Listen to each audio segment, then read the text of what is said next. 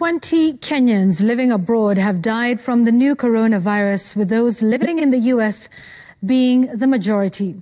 9 of these cases have come from New York City and New Jersey, where over 200 Kenyan employees of the United States are based. Enock Sikolia tells the story of Kenyans holding on to one another in the face of the pandemic. This mobile phone video footage shows some Kenyans living in the U.S. pulling into a cemetery to bury one of their own. The burial rites of the man, only identified as Mr. Okumu, were conducted on Friday last week and took less than 15 minutes. Only 4 people were involved. Okumu was the latest Kenyan living in the U.S. to die from the new coronavirus. The Ministry of Foreign Affairs says 10 Kenyans have succumbed to the zoonotic virus, with 65 of positive cases reported among the Kenyans living in there. New York City has registered the highest number of deaths among Kenyans in diaspora, with 5, followed by New Jersey with 4. Maryland has 1 reported death. Minnesota, Delaware, and Massachusetts have the highest number of reported positive cases among Kenyans. The United States has the most coronavirus cases in the world, surpassing the figures for China, where the outbreak first began. New York and New Jersey are the American hotspots. A good number of Kenyans live in New York City. The United Nations headquarters alone is the working place for 200 Kenyans, while the Kenyan mission to the United States has 28 staff. One such staff is Rael Otieno, who doubles up as a youth coach for a New Jersey-based team. My name is Njeri, and I live in New York City. The two, together with Tim Takona, are helping us to tell the story of how Kenyans living in the U.S. are adapting to remain afloat amid the rising numbers of COVID-19 cases despite lockdowns imposed in states like New York. It has also been very scary, learning that, that not everybody might be able to get tested because of lack of testing kits.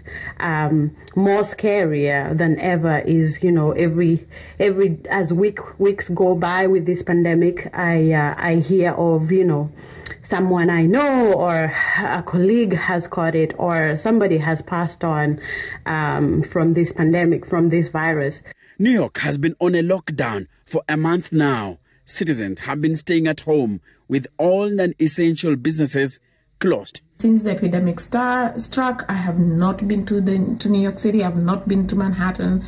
So I just see pictures and I hear what people are saying, and there's a big difference there. Rael says there is a lot people living in cities under lockdown can do.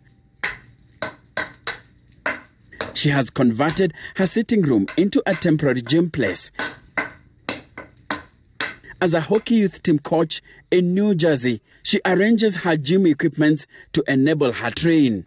Fitness has just become confined in the house more than usual, but I don't see, there's nothing I'm doing extraordinary or struggling with. So in the house, I do regular exercises for stretches, and I lift dumbbells, and I do, what I would call regular fitness, sit-ups, push-ups, and leg lifts and stuff like that. The U.S. government has released a stimulus package to aid citizens maneuver the pandemic, but only 90 million U.S. residents are eligible. As per the 2019 United States Census Bureau report, the USA has a population of 328.2 million people. Of this, there are 950,000 Kenyans. Unfortunately, only 24,000 are registered with the Kenyan embassy in Washington. The grim reality is that a majority of Kenyans in the U.S. will not get the Trump package, and some in New York City, like Tim Takona, are helping Kenyans cope. Working with other groups, they are distributing foodstuffs to those affected by the pandemic. We try and just bring people together. We have a WhatsApp group where Kenyans exchange their experiences and messages and everything else.